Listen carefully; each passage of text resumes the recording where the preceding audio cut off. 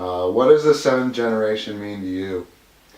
To me, the seventh generation philosophy is a way to help us be responsible for what happens to the earth and everything else that in regards to the earth for our future generations. So we're kind of being mindful of what we're doing right now and how that's going to impact our future generations.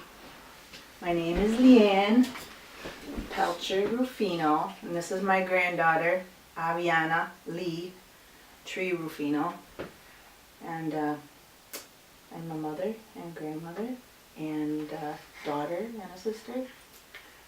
Seventh generation was put in place like 25 years ago through a small grant through the Kellogg Foundation, and the intention was to bring back traditional knowledge, our way of life that needs to be carried on orally, and practices that needed to come back to our community to help us be more well-rounded, to get back in touch with our culture. I have to learn the ways of growing food, and that it's important what kind of food we put into our body, because food is medicine, and growing it, you kind of get reconnected to the earth that way. And sometimes I feel like a lot of us are distanced from the earth. When you grow your own food, it's a big spiritual presence in growing your own food, and I think that's good for our bodies as well as our mind. We have tobacco. Seeds were given to the director here in Mountain Culture years and years ago that they grow every year. We grow a lot of foods also.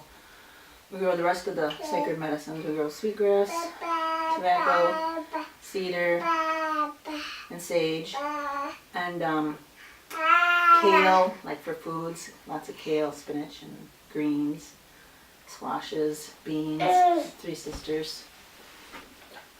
The second generation share our food. Whenever we have produce growing, we use it for what we need here at feasts and things like that. We share it with the elders, we share it with employees of tribal ops, and whoever else, any community members that want it. If the college and the cultural center were together in one physical location, I think it'd be a lot easier for our people to see what we have to offer, because we're in the corner of the res where a lot of traffic is not flowing, and it'd be nice to be together with the school because we have a lot of educational opportunities to collaborate on with the culture, and I think that would be kind of cool. Well, the idea behind seasonal feasting is geared towards the feasts of the season, like spring, summer. There's a gift that each of those seasons offers us to as a people, and we try to honor that time. So whatever season it is, we offer those traditional foods. Typically in the fall, we would offer a lot of squash and like fish and wild rice. So it kind of correlates with the season, and just we bring this to the community so they can understand that, that's interconnected, and that we should honor the times. Have you attended the Saginaw Chippewa Tribal College?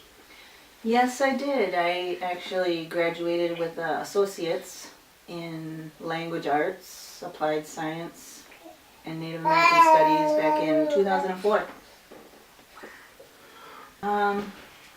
When you educate yourself, you're gaining some power. Whether we like it or not today, education is essential for us. I think when you're getting an education for yourself, your mind, of course, is for your mind. But when you do have that education, I believe it helps the rest of the circle too. Your emotion, your spiritual, your mental, all of that kind of is interconnected. So that I could see how it would bring independence. In your opinion, how do we keep culture alive? That's a tough question, but I really believe it starts with ourselves, with our families, our leadership, our schools. You know, there's a value there that sometimes people have a hard time seeing. The culture has a lot of value, and that you know, like I try to bring it to my family, and I think sometimes we have to do it for our family. You know, if you got it in you and you go out and you learn that, bring it back. Show the kids. Smudging means a lot of different things to different people, but what I have always been taught is that it's kind of like a cleansing of your spirit.